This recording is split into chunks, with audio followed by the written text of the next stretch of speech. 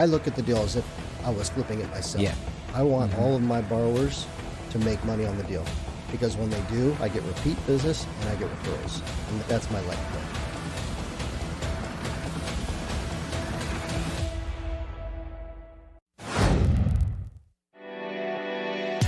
You're listening to the AZREIA Show.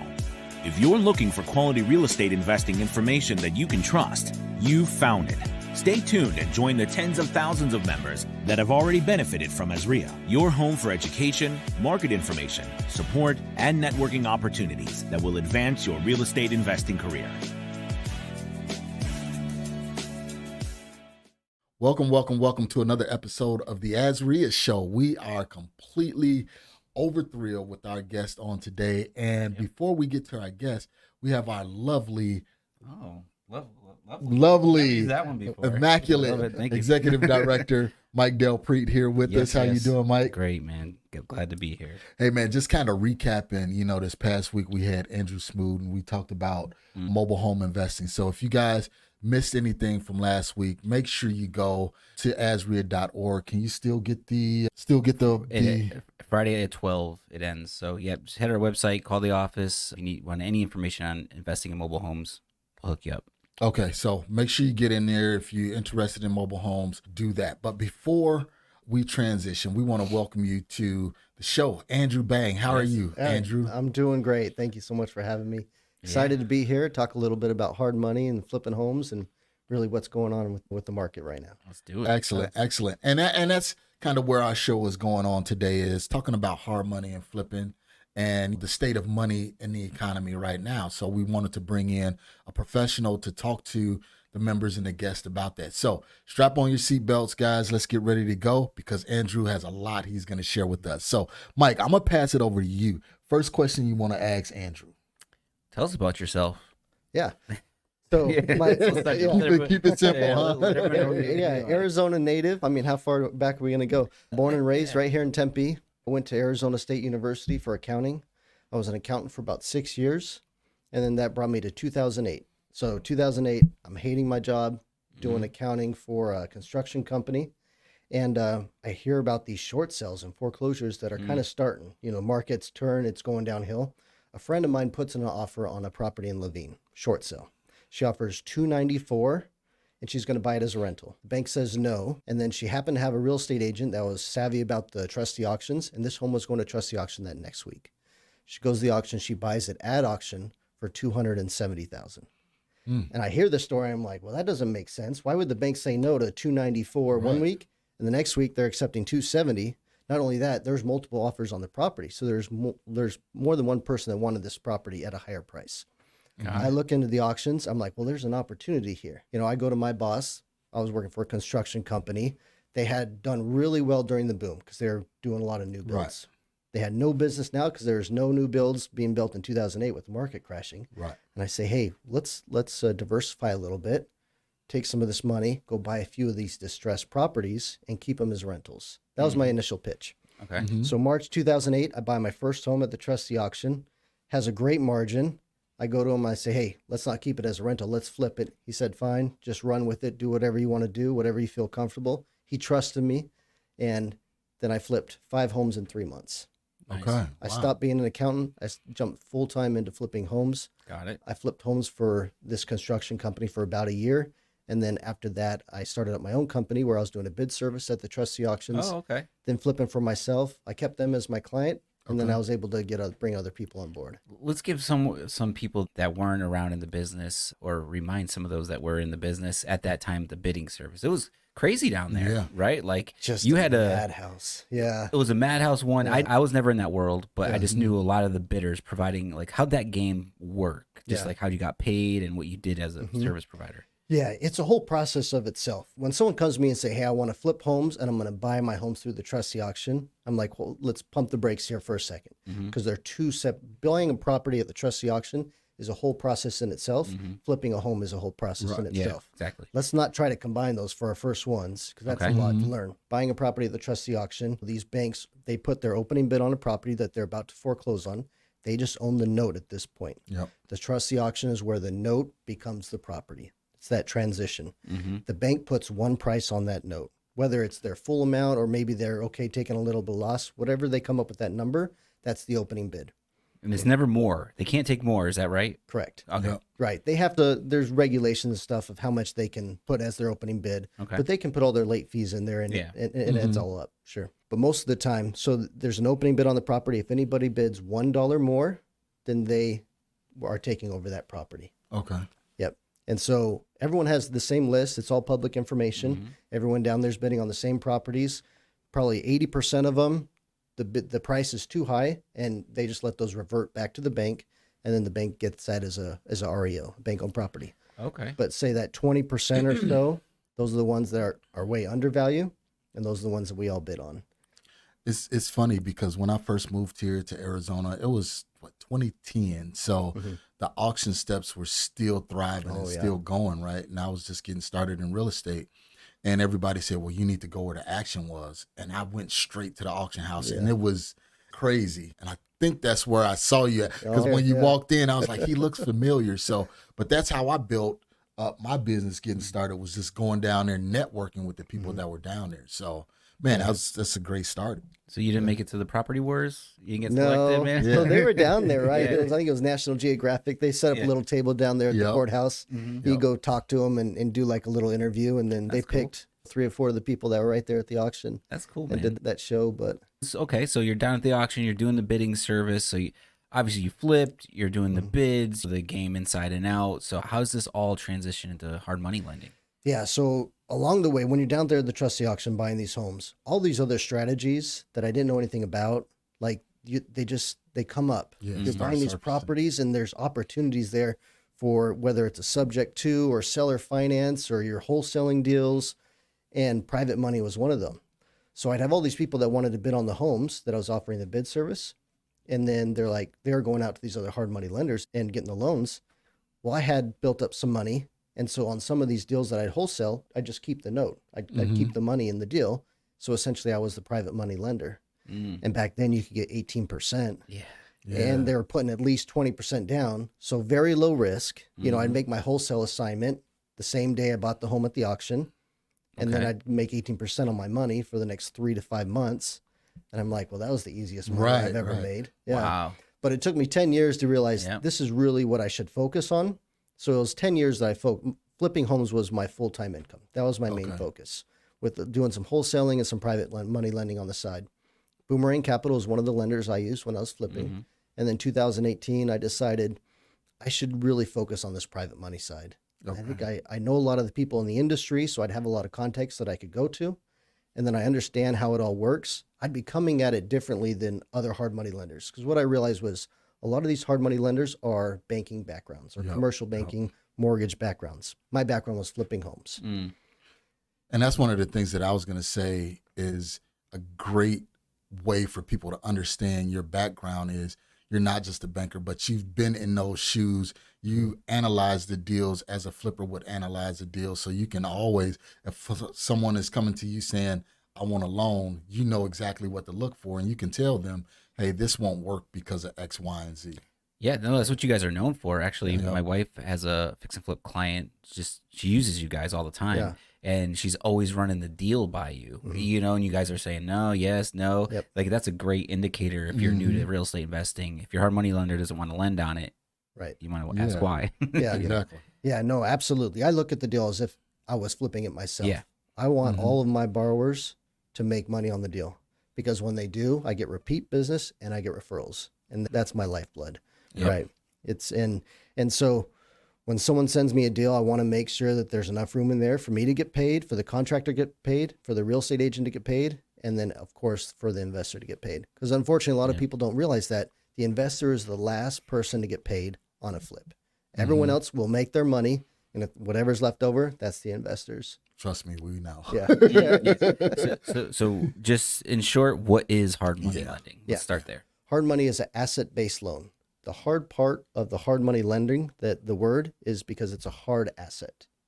So normally a hard money lender would not pull credit because that'd be a credit-based loan. Hard money loan is a loan based on that asset alone. Okay. And so like for us at Boomerang, we've never pulled anyone's credit. We don't order appraisals. We do our own in-house valuations. And so we can close in literally one day when we need to. We like 3 days notice, but if you got a deal that's got to close tomorrow where your lender dropped out, a good hard money lender can step in there and take care of that. Awesome. Okay. Yeah. And they're good because some of those I've dealt in my own personal transactions. For those quick closings, sometimes you're always in that situation. We're waiting on the docs. Title's always waiting on the docs from the hard money. Like, Right. oh, they're on vacation. Yep. Whatever yeah. it is. No, not boomerang, man. All right. So yeah, you guys can do that. We do our best. Yeah. So as a newer investor coming to do, let's say, my first flip or my fifth flip, Sure. what should I present to you as a lender to quote unquote almost get this thing guaranteed funded? Yeah. All I need is a property address and a purchase price. Okay. Yeah. You can share your ARV with me and your rehab budget. But if you just start me off with a property address and a purchase price, that gives me a good base of let me look at this property without any outside influences. And let me say, all right, I've seen the pictures online. I think the rehab's this.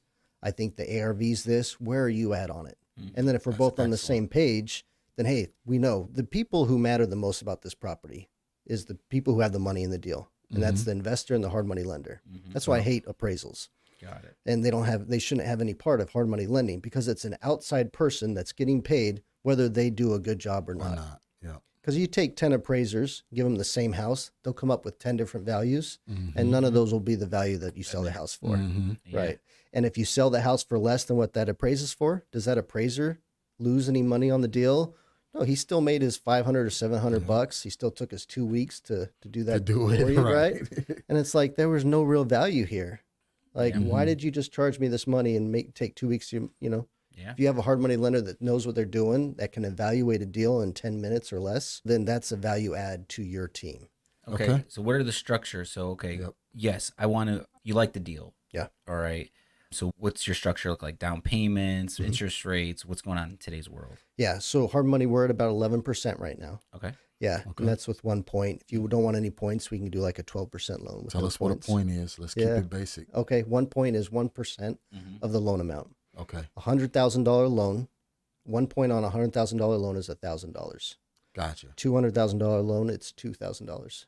Got it. And if it's $100,000 acquisition price for them and their homeowner, whoever they're buying from, you'd lend, they had a 20% down. So 15% down. Okay. Yep. Okay. So if it's over 200,000, we'll go to 10%.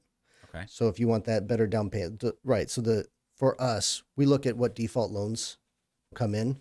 If they're buying a flip between 200 and 700,000, that is the best loan for us. Very, very few defaults. Okay. So because of that, we're going to be higher leverage. Okay. So why at that price point there's a lower default rate than the lower price points? Yeah, that's a good question. There's a lot of variables that go into it. I think the lower price points, it might just have to be a lot of the newer investors like the lower price point because it's an easier barrier of entry.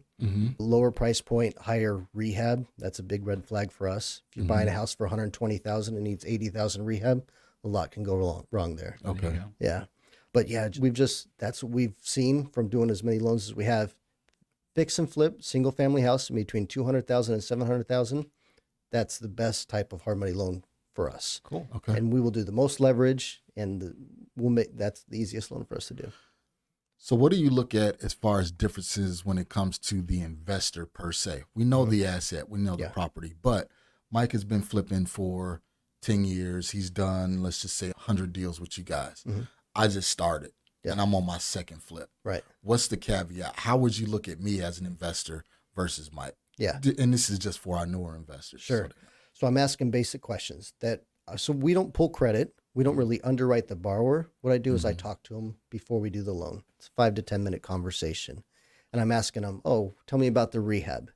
It's certain questions that are very specific, but I'm looking for certain answers. Gotcha. So I say, tell me about the rehab. We're going to do 50,000. I have my cousin coming in or my brother-in-law is out of work, but he knows some construction stuff. I'm like, okay, red flag. Is the contractor that you're using, is he experienced with flip homes? Have you used them before? Have you seen their work before? How organized are they?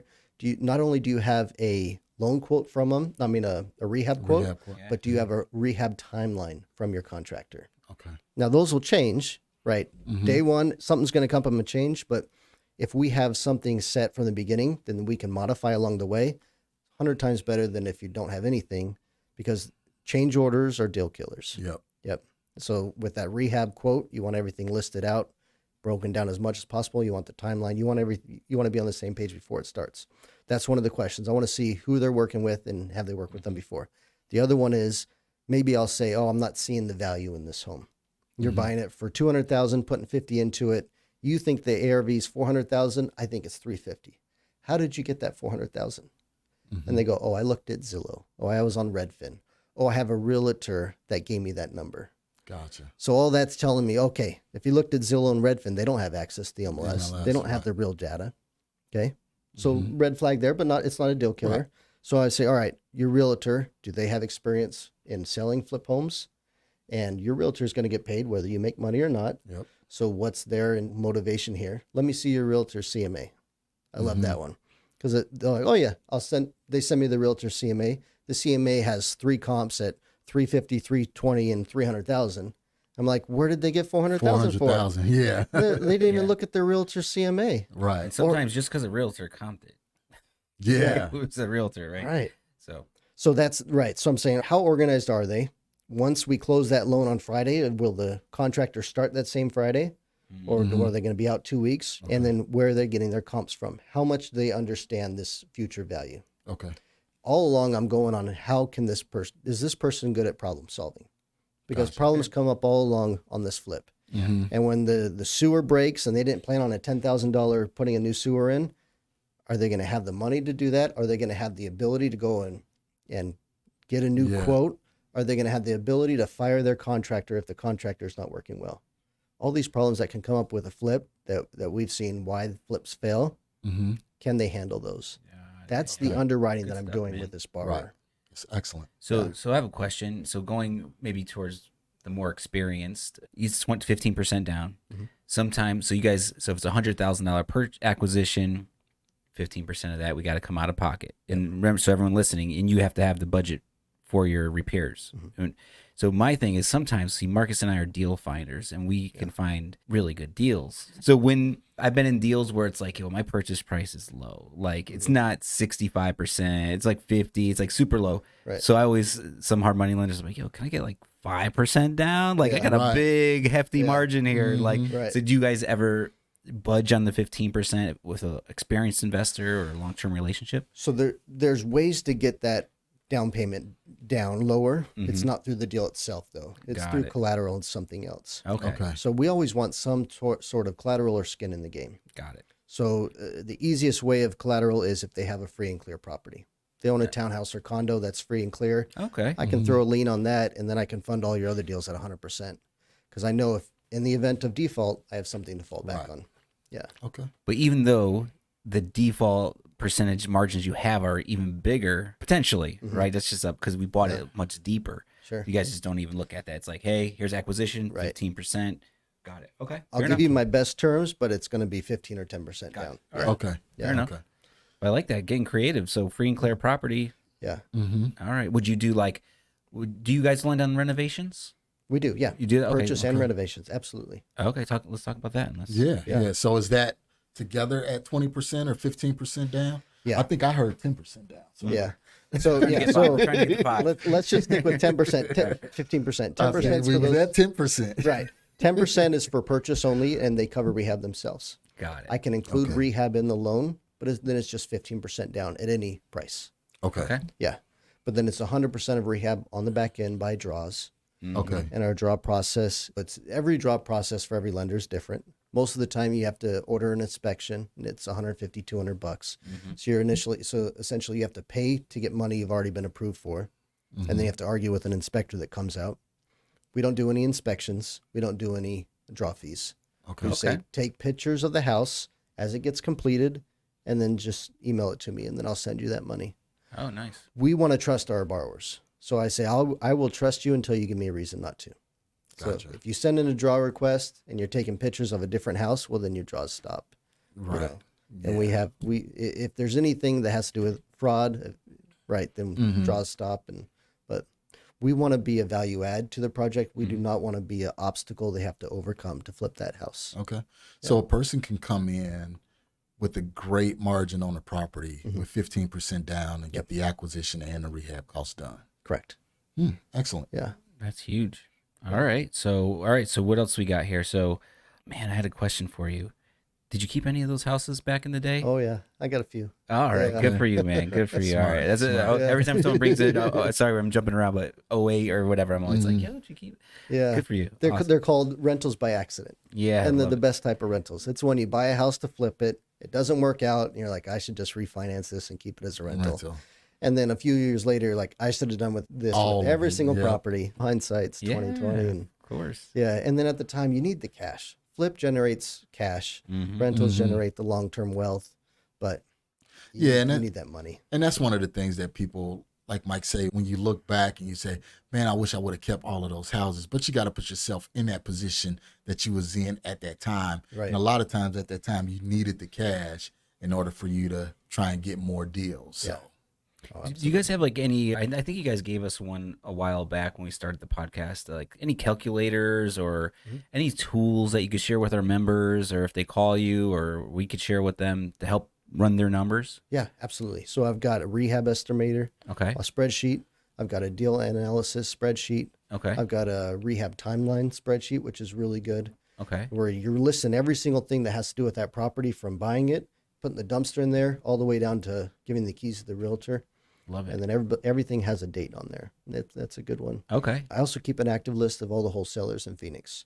Oh wow. So if you're a new investor, you're like, where do I find deals? I'm like, for your first deal, don't try to do a big value add. Don't try to buy a historic home. You just want to put some lipstick on a pig. Yeah. Go out and find a wholesale deal where you're just making 10 to 15,000. Right. You want to go through that whole process from start to finish, and then see how everything falls. Make a little bit of money at the end, but then after it, you will be a real estate investor by experience instead of a real estate investor by theory. There you, so Good. I like that. So you have a list of all the wholesalers. Obviously, that list probably grows and shrinks and grows and shrinks. All the time. So with that list, how is that working out? What are you seeing wholesale wise? Like, are these deals moving? Are they sitting there? Are there price reductions? What's the wholesale Yeah. market look like for you? I see it pretty strong right now. Yeah.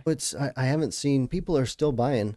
I've seen a slowdown in the market itself. I Okay. have some concerns there. Homes are sitting a little bit longer, Okay. which is, there's no inventory, but there's no buyers. We have this weird stagnant market right now. It is. And I think, will it continue? I don't know. Prices, I don't know if prices don't seem to be dropping. They're staying steady. Yeah. So I have some concerns there, but wholesaling's still good. I had a good conversation with Ron, one of our members, and what you said, like everything's kind of stale. Yeah. So we were talking about, and he was saying how the agenda there, when it comes to like loan officers and agents, it's like prices are going to drop. Just buy now and refi. Prices are going to drop. Right. Prices are going to drop. Elections coming. Prices are going to drop. But he's like, let's just twist that, flip it upside down. We don't know. Prices are going up. Interest rates are going up. He's like, then people are going to be, whoa, I better buy now before they're. So I think there's some psychology in the advertising out there. It's interesting. I try to break it down to its most simplest form. I say, when someone's buying a house, are they thinking, will my house be worth more in 6 months or less than 6 months? If they think it's going to be worth more than 6 months, then they're going to buy now.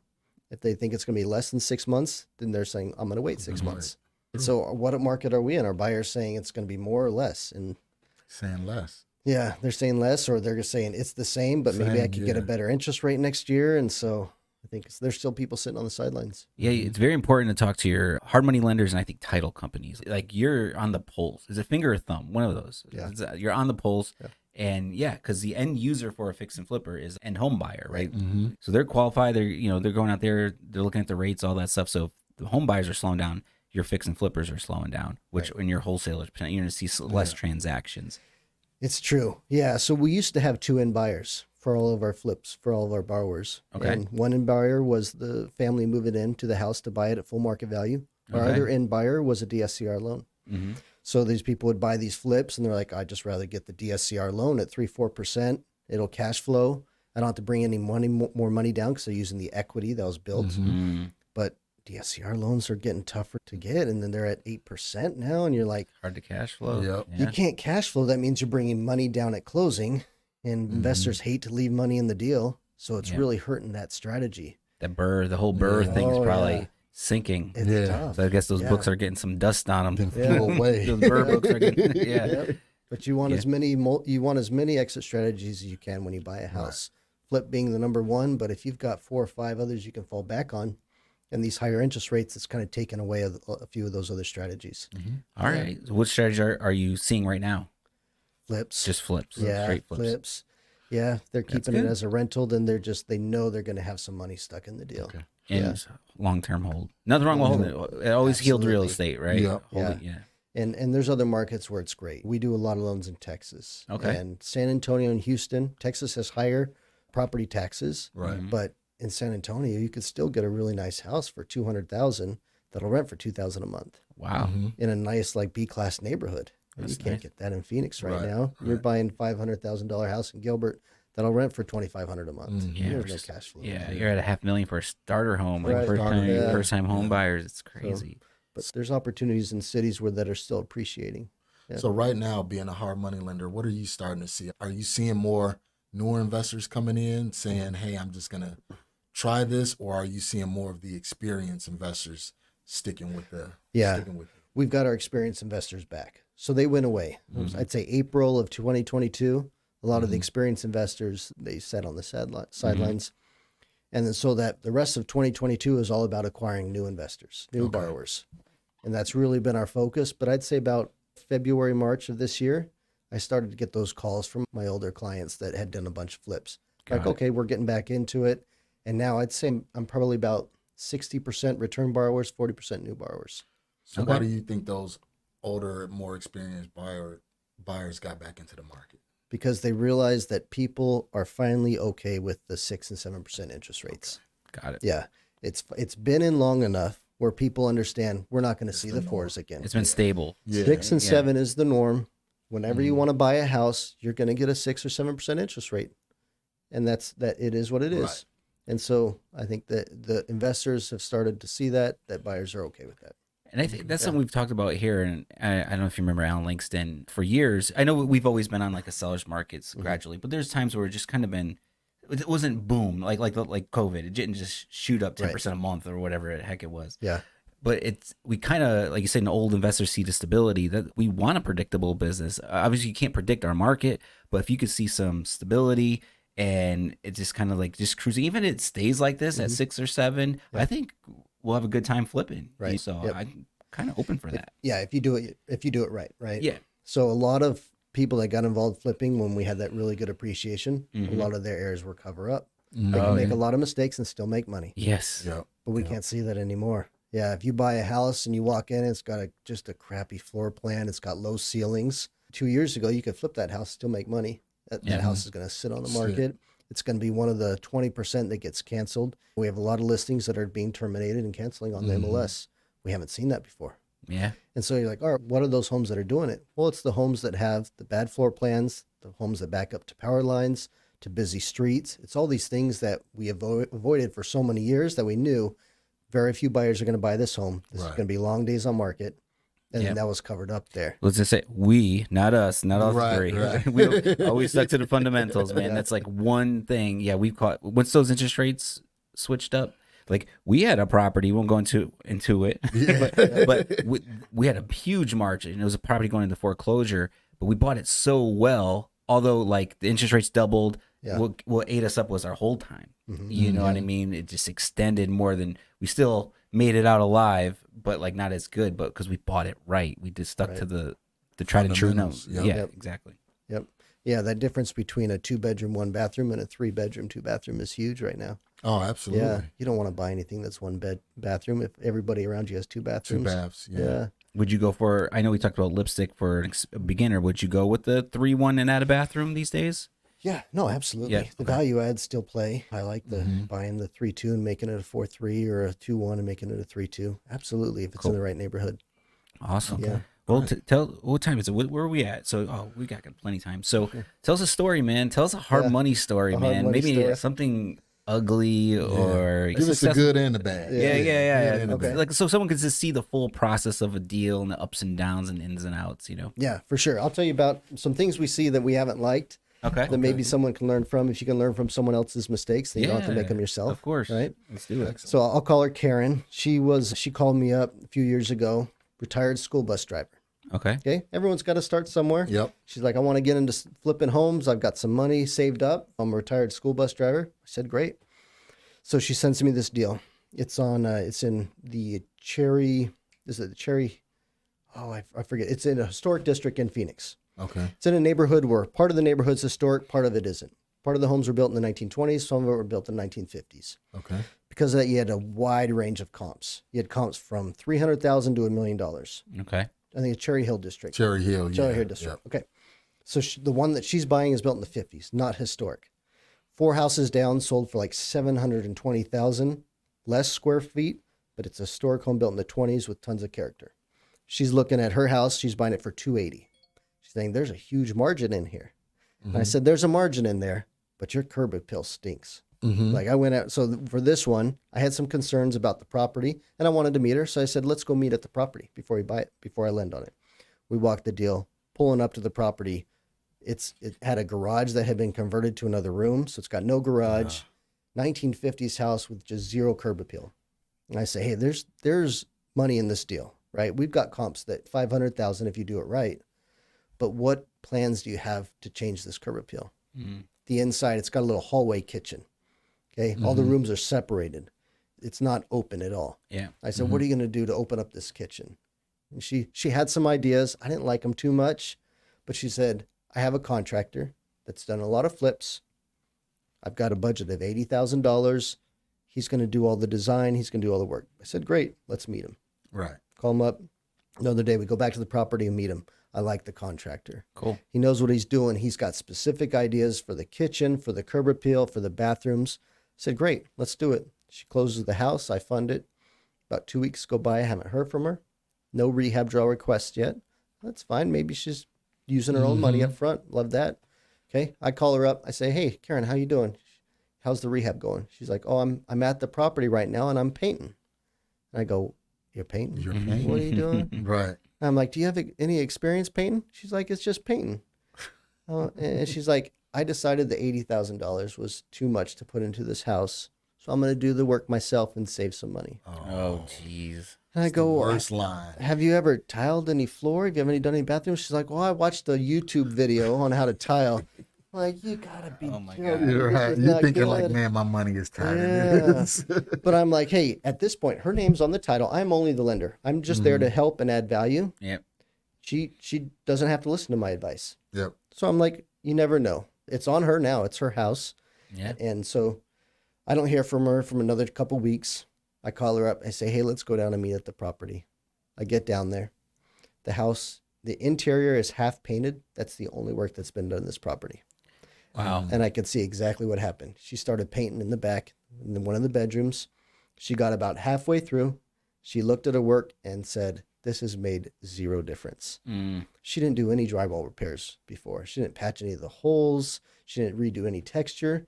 She chose like an off blue color. Oh, wow. Like, it didn't look good at all. And she got halfway done with her painting. She said, I'm in over my head. This is not good. And she just stopped. Wow. So she put the house on the market as is. She lost about $20,000 and walked away from it. I said, there's a huge difference between a contractor's work and a homeowner's work. Yep. Not only that, there's a huge difference between a contractor's work and the homeowner's brother-in-law who's out of work that has a little construction experience, or, oh, I'm going to do a friend a favor. Right. Trying to help somebody We're out. going to help somebody out, or, oh, I've got the time. I'm going to put my tool belt on and do this work myself. I'm like, if you don't have any experience doing these, it's not going to turn out good. What do you think about, so there's a lot of stuff there. So we're big on coaching, mentoring, education, right? Yeah. I know that saved my life. Like, I just listen to other people. So what do you think about that? Do you suggest people maybe buy a course or some type of, like, even if it's $50, you know what I mean? Or versus a few thousand, whatever it is, like some type of process to follow. I think so many people get in the business. Yeah. And just do what you just said. Yeah. You need somebody to follow. A mentor is great. Yeah. If you can find it for free, great, but that's hard to find. If you pay a few bucks, a few $1,000 or whatever it is, that's great. Think about it. Yeah. If you paid $1,000, $2,000, $3,000 for a course, that lady just lost 20. Right. You need someone to help you along the way, especially with your first one. And some people have that entrepreneurial mindset. and they can jump on YouTube and they can listen to other people talk. They can come out to AZREIA and listen, and they can, all right, I can take what I just learned from a few meetings and go try to flip a house, and maybe I'll break even or you lose a few thousand, but that experience, that's what they need. Other people need that mentor. Yeah. They need someone to say, hey, I found this great deal, but I know I'm going to make mistakes if I try to flip it. Who would like to partner up with me? If you find a great deal, everyone is going to want to partner up with you. Yeah. And then you get someone that knows how to deal with the problems when they arise. They know not to go with the crazy rehab, not to build a water, do some crazy backyard landscaping, right? Don't paint a mural in the front room. Yeah. Just keep it simple. You know, do the white shaker style cabinets in the kitchen, granite. You do the luxury vinyl plank flooring. You choose a beige or a gray, neutral color. Yeah, don't do the blueberry or the auburn right there. Colors. Like you guys have always been helpful. You got like so with the Excel sheets and everything you provide. Like just some, I think there's some pride or ego there too. She just had it sounds like she just called you. Yeah, and be like, hey, whatever. I don't know, and maybe get some resources or Well, I don't understand it because she had the money. She had the money. It's not like she didn't have the money. She had the money to do the work. But one of the big red flags that I always see is contractors underbidding, highly underbidding the property, and then the scope of work, and then a newer investor saying, okay, well, this is the cheapest I can get, and they end up going with that contractor, and you get what you pay for, right? You know, so if most contractors bid is 60 grand and you got somebody say, oh, I can get everything done for 20, that's a big red flag. Right. So here's some other questions to ask a contractor. If you never used any of these contractors before, you're brand new, you don't have any relationships yet. You get 3 bids and they're all over the place, right? High, middle, low. Say, how much money do you want up front? Yeah. Oh, I want 50. He's the cheapest guy and he wants 50% up front. Oh, he's not showing up. Right. Yeah. He's going to do crappy work. And he's like, well, if you want to change that, it's going to add a cost. Yeah, because this is what you paid for. Yeah, and so how much money do you want up front? Can we set up a schedule where you get paid based on the work that's completed? I'll give you some money up front, or I'll go buy what I really like is you don't need any money up front, but I'll buy your materials up front. Because that's what a lot of contractors say. I need some money to get started with the labor materials. You go, well, what if I front all these materials first? Hey, I'll meet you. Let's go and get the material. Yeah. Yeah, because when you get a job, they don't pay you up front, right? You wait 2 weeks to get that paycheck, right? But that said, the good contractors won't start without any money because they've gotten screwed too, just like investors have gotten screwed. Right. Yeah. So if you find a good contractor that just having that conversation and seeing how they deal with it, oh, is this a conversation they've had before with other investors and they know how to handle it? That's really what you're looking for, because you want the guy that's going to work with you not only in the beginning but all along the way. And so if something goes way over budget, you're like, all right, we can't do this $20,000 change order, but what can we do for this amount that'll look good and add value to the house? Right. And that's the importance of working with Boomerang Capital, because you've been in that seat like we talked about. So one of the things that, what did you call her name? Karen. Yeah. One of the things Karen could have did was just come to you and say, hey, Andrew, you know what? I don't think I want to spend the 80 grand. I don't want to use this 80 grand budget. What do you think I should do? What's the avenue I should take? And you may say, hey, okay, don't do the 80 grand. Let's see what we can get done for half the budget or 3/4 of the budget. Here's a good contractor you can use. I vouch for him because you've been in that position before. And now she has the confidence that she needs to get it done. Plus she save, money in the process versus trying to get out there and do it yourself. Absolutely. Yeah. I love it. So as we wind down, all our business associates usually have like a special offer for AZREIA members. So if an AZREIA member calls you and want to work with you, is there any benefits or anything or discounts or anything? Yeah. So we'll do a $950 flat fee for loan origination. Oh, perfect. Yeah. Awesome. That's 12% interest, but you can get your cost down up front. Save some money there. And then absolutely, if anyone calls from AZREIA, I'm going to do everything I can to make sure that I'm a value to that project and not an obstacle they have to overcome. Cool, man. Okay. Yeah. Awesome. I want to be a partner on their team, not someone on the outside trying to hold up the deal. Love it. Appreciate that. And you lend throughout Arizona. Yeah. There's a few. I mean, I'm not gonna go to Ajo. Okay. Yeah. But I'll Prescott, Flagstaff, Payson, Tucson, Casa Grande. We love all those areas. And of course, everything in Maricopa County. Cool. Perfect. How do we get hold of you? Andrew at boomerangcapital.com. My Instagram handle is bestflippinlender. Cool.